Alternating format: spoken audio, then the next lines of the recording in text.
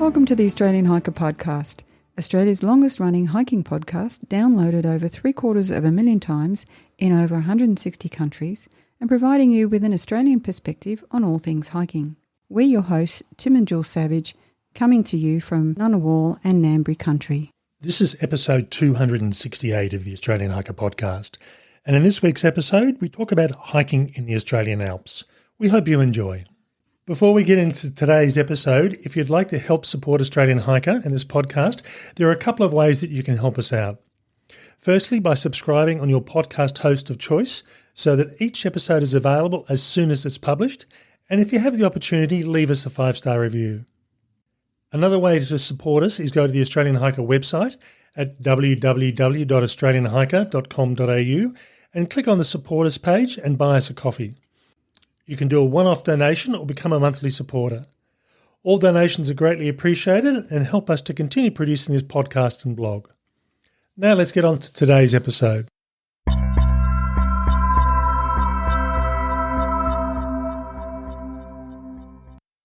Australia is a large continent with just about every type of environment and vegetation you can imagine, ranging from coastal, forest, arid to semi-arid, and then there's our sub-alpine and alpine regions, which make up less than 1% of the continent.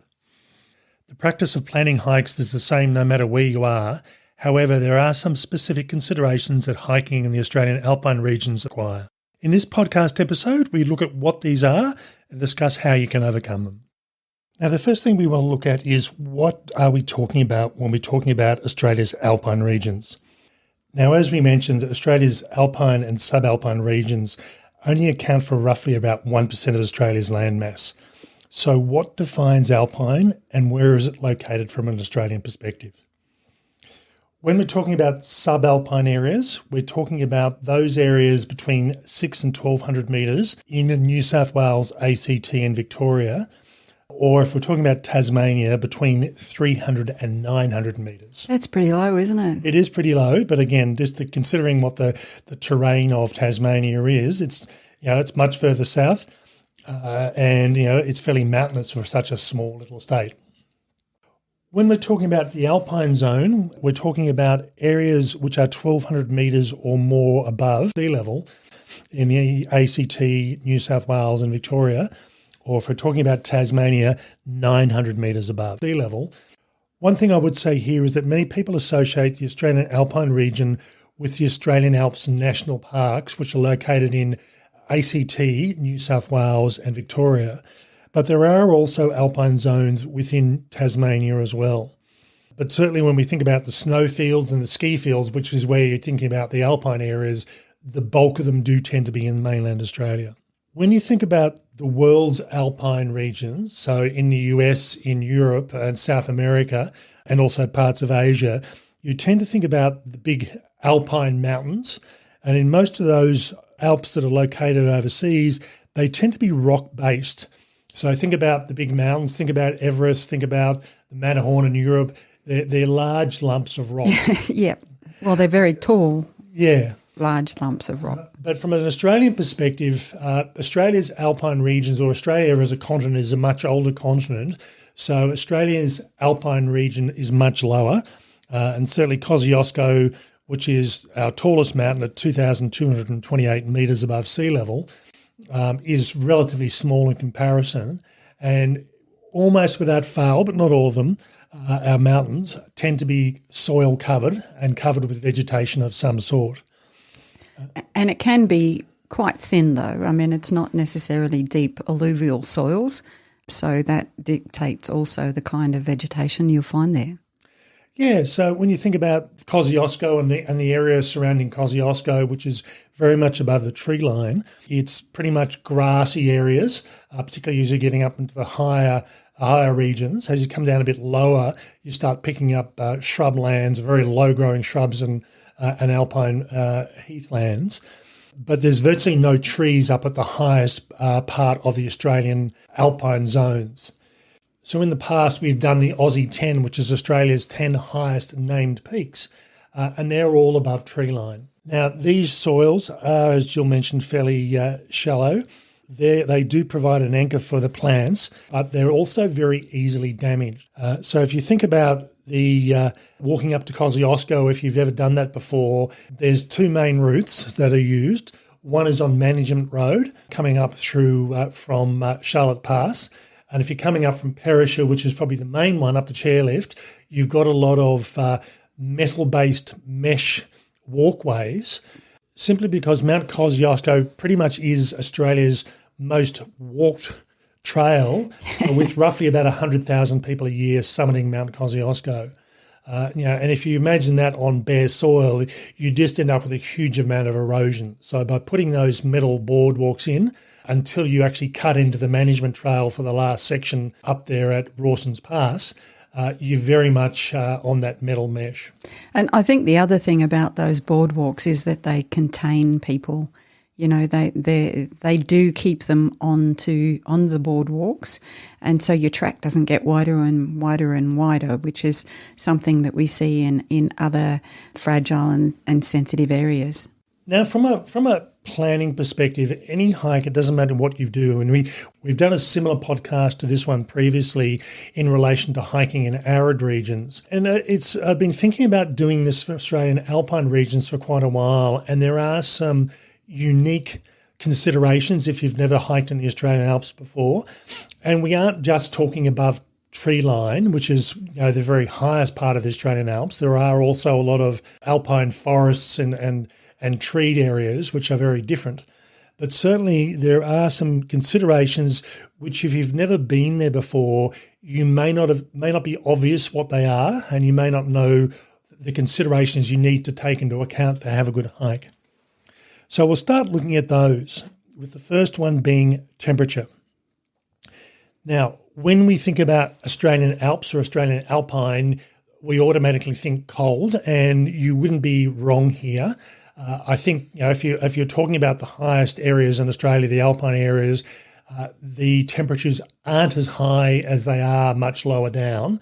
I'm sure we probably have had 40-degree days at the top of Kosciuszko, but it's probably few and far between that it's ever like that. So typically, when it is 40 degrees in Canberra, as an example, or surrounding areas, it is much cooler in those sort of alpine areas. Yeah, it still can get warm, but not quite as hot. What we need to consider really with the alpine areas is the cold. Now, we are talking about here 3-season hiking. We're not talking about the middle of winter when you're up there on snowshoes or skis. This is talking about really from probably around about mid-October, late October through to around about mid-April on average. There may be some snow patches, but typically we're talking about non-snow conditions. Yeah, so conditions where you will be hiking, not skiing, and not snowshoeing, I guess. Having said that, though, if you are at the highest parts of the Australian Alpine zones, you do really need to think about snow 12 months of the year. Now, it's not unusual to have snow in the Australian Alps right through into December commonly, and we did about a year ago, we went up and did the new part of the new snowy Alpine walk, which was Charlotte Pass to Guthaga, and that walk was when we got to actually Charlotte Pass, you went across the Snowy River and there was quite heavy snow. It looked like it was wintertime. Yeah, it was interesting, wasn't it? Because one side of the river was very much, summer days, and then you looked across the river and there were piles of snow, and probably a bunch of people who were walking through the snow who were very unprepared for those conditions, you could tell. I mean, there were some people who decided not to do that part of the walk, and they were wearing hiking boots, sturdy hiking boots, and they decided it was too cold for them. And then there's a whole bunch of people with, something a bit better than a sandal, and they're thinking that it's okay to walk through the snow. Again, if you look at the written version of this podcast, we've gone through and put a couple of examples in here of things that you don't tend to think about. So a number of years ago, we did Christmas at Krakenbach and stayed there and did some walking around during the day, and including doing a walk up Mount Kosciuszko on Christmas Day. We thought that seemed like a good thing to do. The maximum temperature we had on that day as we were walking up the top of Kosciuszko was 25 degrees. A few hours later, the temperature had dropped down to 6 degrees. So most people often don't think about the extreme ranges of temperature that you can get even in such a short period. In a few hours, yeah. And we when we were coming back down, we were coming across families with very young children, 4 and 5 year old children. And there was one little girl who had this tiny little sundress and sandals on, and they were heading up Mount Kosciuszko, and it was 6 degrees. And again, I don't think the family had quite realised what the temperature was doing, and it was only going to get colder. And that's potentially, particularly with kids who tend to have a bit less tolerance of cold and hot, it's putting kids that sort of age at risk. So when you are hiking in the Australian Alpine region, you really do need to factor in, if not snow, you do need to factor in very cold temperatures and very sharp drops in temperatures without actually realising it. So, I mean, what you were saying was that we're talking about 3 seasons, and, you can get your 3 seasons in one day. And I know that's probably a disparaging thing that people say about some of the capital cities in Australia. I won't say which one. But it's quite true in terms of these alpine regions. Another example of that is in February this year, we went up to do the Cascade Hut Trail in Kosciuszko National Park. We were expecting poor weather conditions, so we came geared for it. But we've got a video in that. This was February, don't forget, and we had snow on the day we were doing this walk at the higher parts of the walk. And this wasn't at the top of Kosciuszko. This was virtually at the altitude of around about Perisher, so it was a bit lower. And while you can actually get snow, as I said, at any time of the year, February usually is the safest time for no snow. Oh, that's pretty brave for you to say that. And for me, this was the first time I'd been walking around this area for a number of years, and it's the first time we'd had these sort of conditions at this time of the year. So again, we came prepared. I mean, I don't hike in shorts, particularly in alpine regions. We'll talk about why in a moment. But I'm certainly glad I didn't have shorts on that day. Well, I had everything that I'd taken with me on that day. Now, we've been talking or focusing mainly on day hikes here, but if you're doing overnight hiking, particularly on that day that we just described where you had snow, you'd want to come prepared for very cold conditions and probably sub-zero temperatures at night time. So again, you may not think about having to deal with below zero temperatures if you're hiking down towards sea level, particularly anywhere in Australia, I would think. But certainly in the Alps, you do have to consider those sub-zero temperatures. And as a result, you need to consider hypothermia in any month of the year in the Australian Alpine region. Yeah, absolutely. And we have been tenting in Kosciuszko National Park, and, I've taken my warmest sleeping bag, and I've been very happy that I've done that. Now, that leads us on to layering. Now, again, this is a consideration for any hike, and you really do need to consider what hike you're doing. If the nighttime temperatures, and the nighttime temperatures are going to be 15 degrees, you probably don't need a puffy jacket. But certainly hiking in the Australian Alpine zones, you do have to cater for those extremes, not so much of heat, but of cold. So there's something in here about understanding the variability of the conditions, and I think you have to plan for that, and you have to dress for that as well. So don't just think, all right, I'm going to go on an overnight trip. I'll take a really trimmed back set of gear. I'll take a lightweight sleeping bag. I'll take minimal clothing. As I said, you do need to cater for sub-zero temperatures, even during the summer months. And you might be lucky that you don't need those things, but then again, if you don't have them, that's a pretty unlucky place to be. Now, when we talked about hiking in the arid regions in Australia, we talked about avoiding the heat. And what that meant is hiking early, getting up early, hiking early, avoiding the really hot parts of the day, and if necessary, hiking later in the day to avoid the main heat. When you're hiking in Australian alpine regions, you probably tend to be doing a bit of the opposite. You don't want to be hiking at 5 o'clock in the morning, and you may get away with it depending on what the conditions are like, but you're probably better off getting up a bit later, and usually if we drive up to do Kosciuszko, even if we're doing a couple of days and camping overnight, we get up there and we start walking at about 8:30 in the morning. Whereas, if it was if it was down lower altitude and in coastal areas where we don't have to worry about the cold, we may even start hiking a bit earlier than that, maybe even turn up the night before, stay somewhere and then start hiking early the next morning to avoid the excessive heat. The other thing with that also is what time of the year you're going to be doing things. So I must admit there's still a number of walks that I need or we need to do in Australian Alpine region, particularly in Kosciuszko. And one of the things with that is I tend not to do those sort of walks past around about mid-April because the risk of having snow is just too great. I'd rather be reasonably safe, not a guarantee, of having no snow conditions and doing the walks when most other people are likely to be doing the walks as well, which is outside the snow season. Now, water is another consideration in the Australian Alpine regions. Now, again, you think lots of snow, there's going to be lots of water around, but when you are up the highest mountains in Australia or the highest parts in Australia, most of the water isn't on top of the hills. So you will find that water availability isn't always as good as you might think. Now, I'll give an example here. A few years ago, I wanted to do a bit of a test out on the Australian Alps walking track. So I walked from Kiandra through to Tharwa, which is the trailhead in Canberra.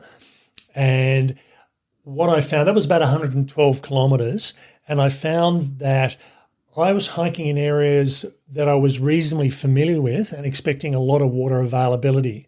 Now, certainly in the Kiandra end of the trail where we had a couple of rivers to cross, not a problem.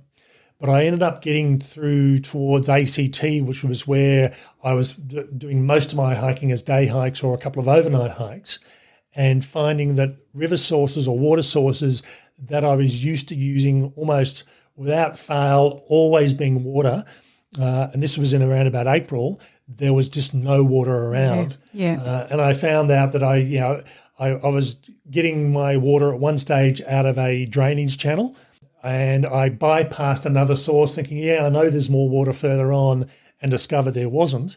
And I got to a point where thankfully I had a filter. I was drinking out of a rural dam, and the best way I can describe this, or the consistency of the water, was cow saliva. But I just had no choice. I'd been without water for a while, and I thought I need it, but thankfully I did have that filter.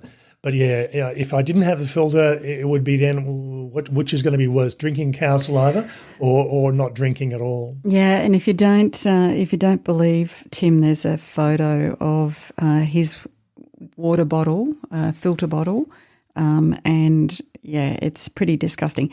I have to say the filter worked really well.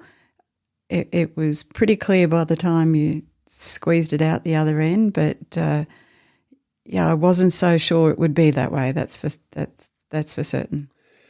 So if you're hiking in the Australian Alpine region, coming out of winter time, coming into early spring and early summer, the water is likely to be fairly good.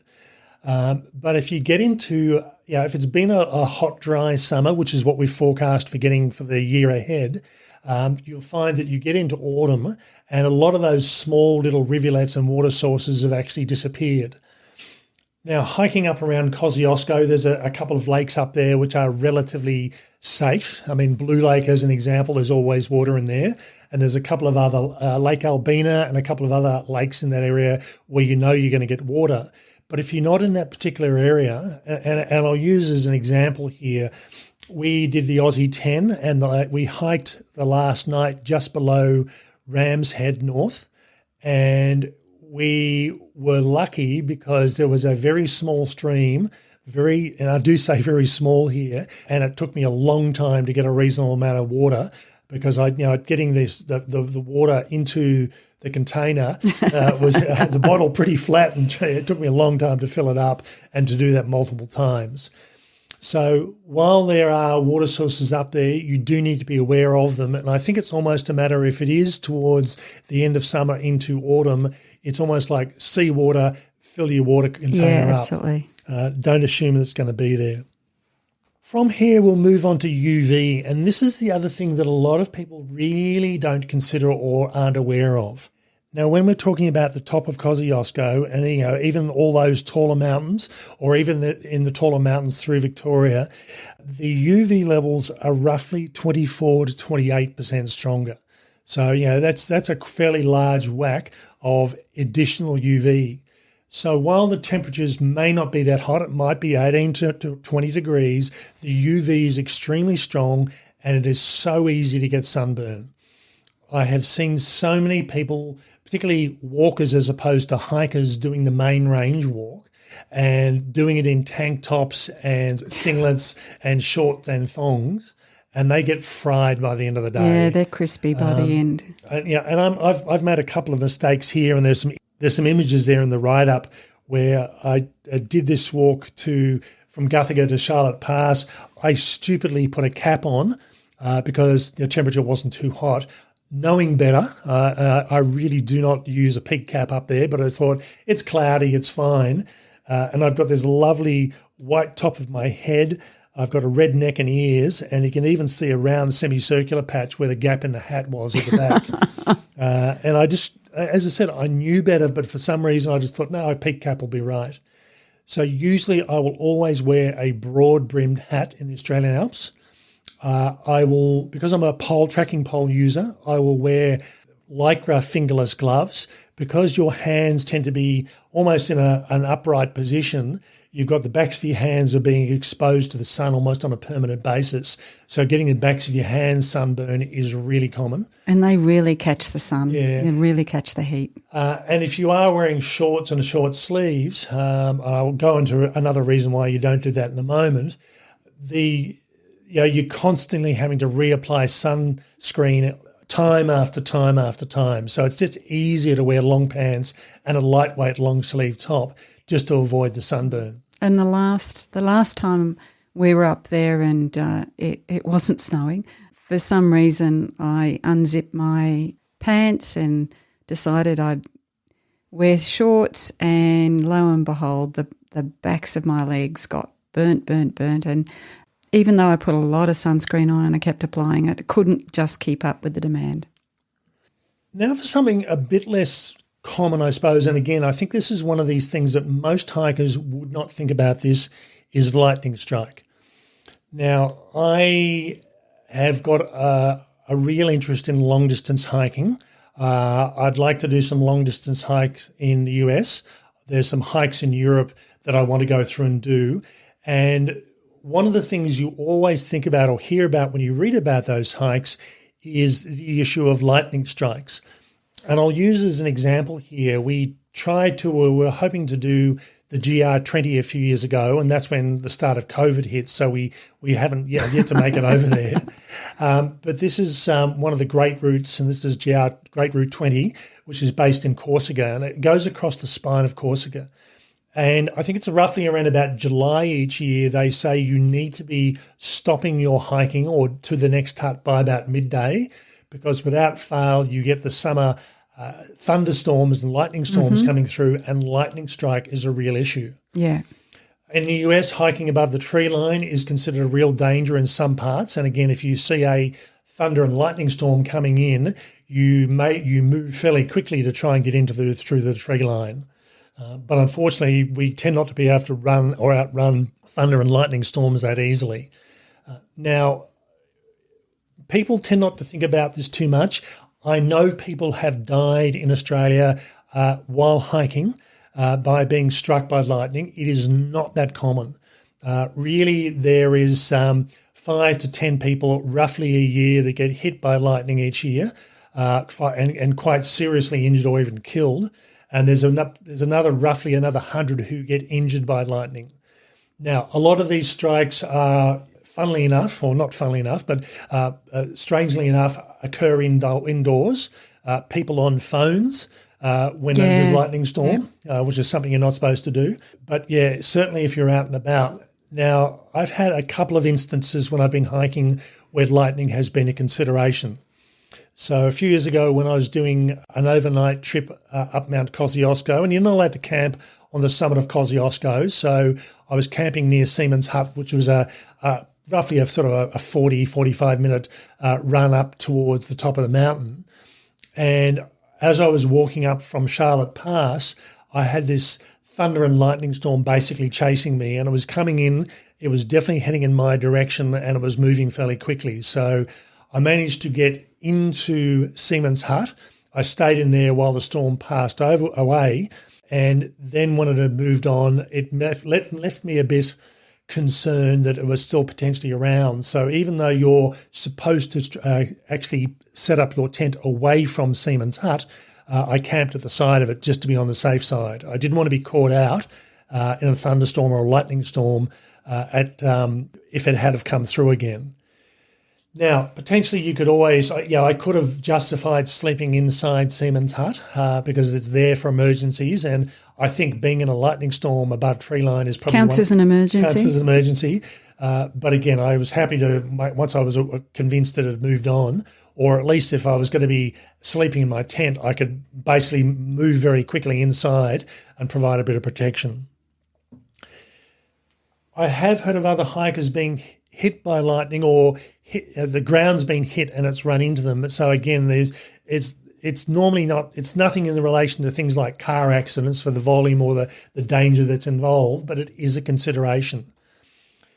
Now, that's above tree line, but what about below tree line?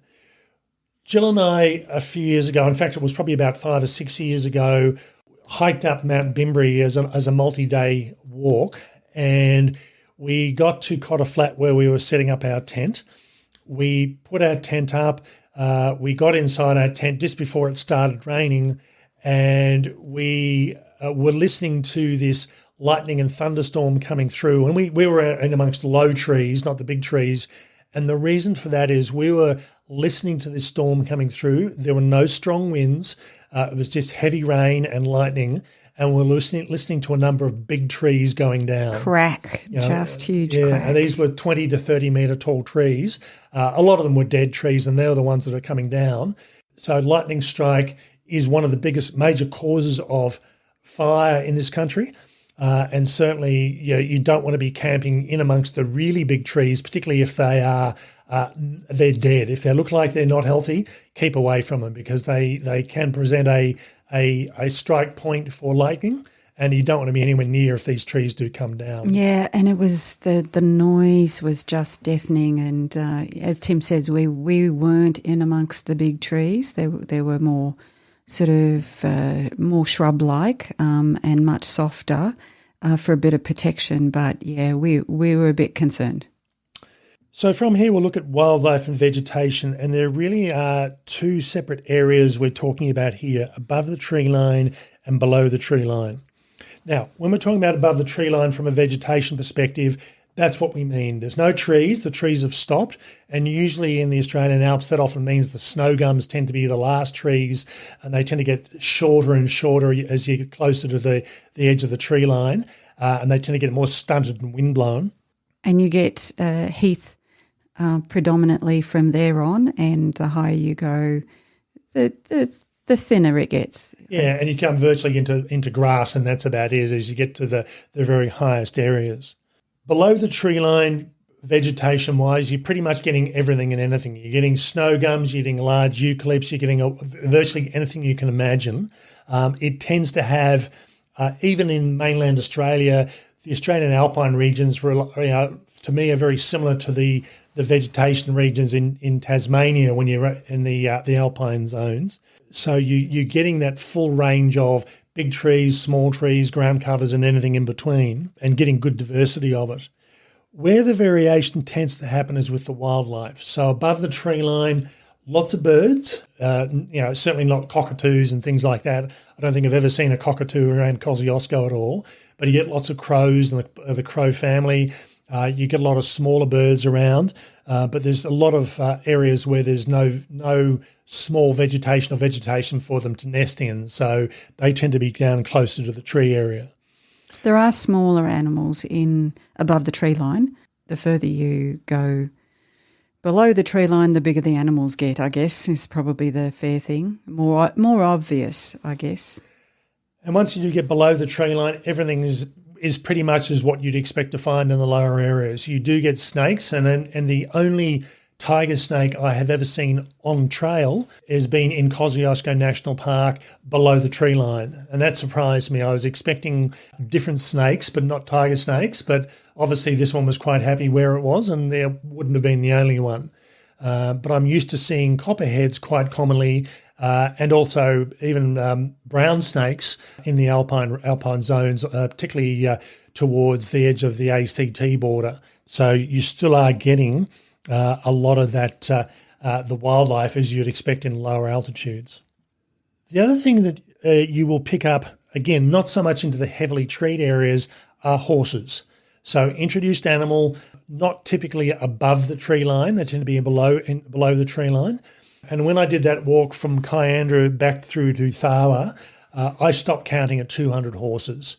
They are everywhere. And the issue there is, A, they're an introduced animal, and being a hoofed animal, they do a lot of damage to a fairly sensitive sort of area.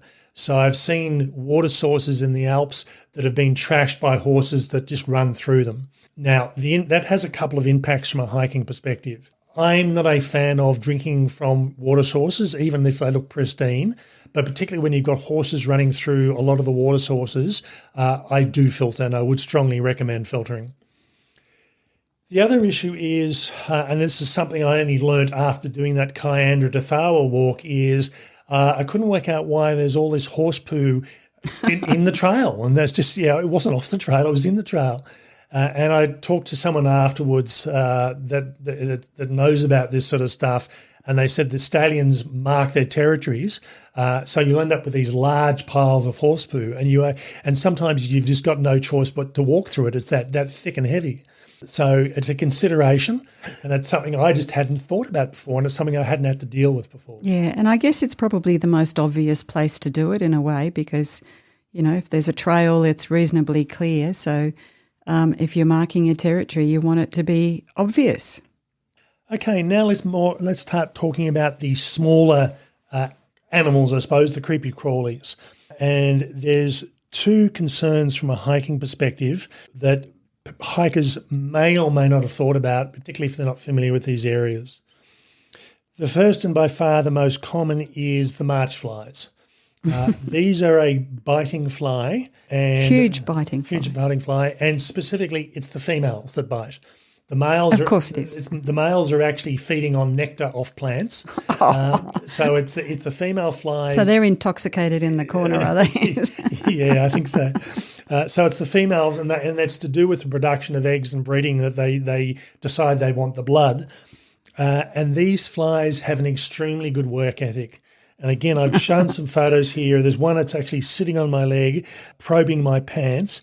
And had I have left that there for much longer, it would have worked its way through the material of my pants and bitten me. They are very good at finding the smallest hole, as in the weaves between the fabric, and getting into clothing.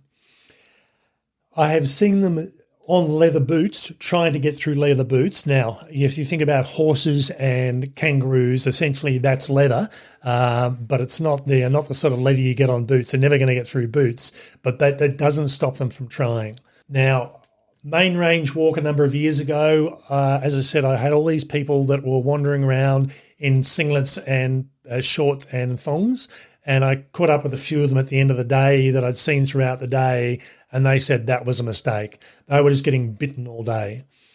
March flies do not care about DEET and insect repellent. I reckon it attracts them. I reckon they've learned there's a human nearby by the smell and by the odour. Yeah, so really this comes back to the layering. Do not wear shorts and short sleeve tops in the Australian Alps. Now, it tends to be certain times of the year, particularly around about that December, January in particular, but really from around about early December through to about mid to late March. Yep. But more so in those hotter months, and they will bite you mercilessly. And for some reason, they seem to like darker colour clothing. So I remember I often wear grey coloured pants. I seem to be okay. Jill had a navy blue pair of pants on, and they seemed to be focusing on her. Yeah, they definitely like those pants. So again, it's a consideration and another reason for not wearing shorts. The other creepy crawly that, again, most people are not aware of and do not even think about is funnel web spiders. There are funnel web spiders throughout the Australian Alpine region, through the Brindabellas and the wider mountains. Again, I've got an image of one that I took when I was walking up Mount Bimbri, and again, I'm not a spider expert, but the males are the ones that tend to go wandering. The females tend to sit in their nests and the males go and visit. So it's not uncommon to see the males wandering around, and they are the ones that have the more toxic poison. Now, I am not a fan of tarp camping or cowboy camping at the best of time. I like to have a screened-in area, and I've heard a couple of horror stories from rangers and from people firsthand where it was a group of scouts in ACT that were going tarp camping in an area that's fairly common for camping. Mm-hmm. They were sitting around a fire. They went back to their tents or back to their tarps, and most of them had a funnel web spider on their sleeping bags. So they actually packed up and went back to their vehicle and went home because they weren't game to actually stay out in the open, which is probably a good move. There's also a story I heard about pitching a tent basically on a nest. That didn't go down real well either. Yeah, that was a female hiker who came across on the Bibbulmun track, and she said she did the Australian Alps walking track, and this was in treed areas. She wasn't paying attention to where she was putting a tent as far as cleaning the ground out, and she said she was in her tent, and this female spider was attacking the base of her tent trying to get through. So obviously wasn't happy about having the tent put over the top of a nest. So it's not a consideration all over the place, but again, around the Sydney region, where you've got the Sydney funnel web spider, because that is in an area of high population, that's where you tend to get funnel web bites. But as I said, they are throughout the Australian Alpine regions, and it's something people do not think about. So as I said, I do not sleep in a tarp or in a cowboy camping in the Australian Alpine regions.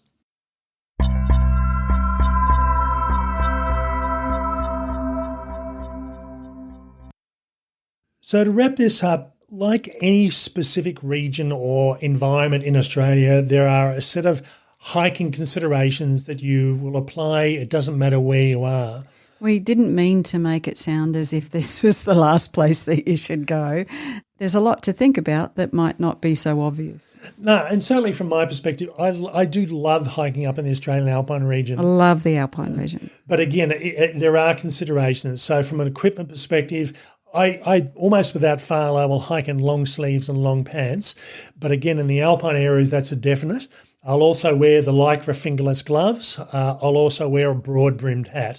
It's this common sense, and you only make that mistake once, although I've obviously done it more than once by the photos that show examples of that. And even on a day hike, I take, gear for cool weather, gear for warm weather, gear for wet weather, when we were doing the Cascade Hut Trail, I had every bit of kit on. So I think really you're talking about minor changes or minor considerations, looking where you put your tent, setting it up, making sure you've got a sealed tent, making sure you've got long clothing, making sure you know where the water sources are. Nothing difficult.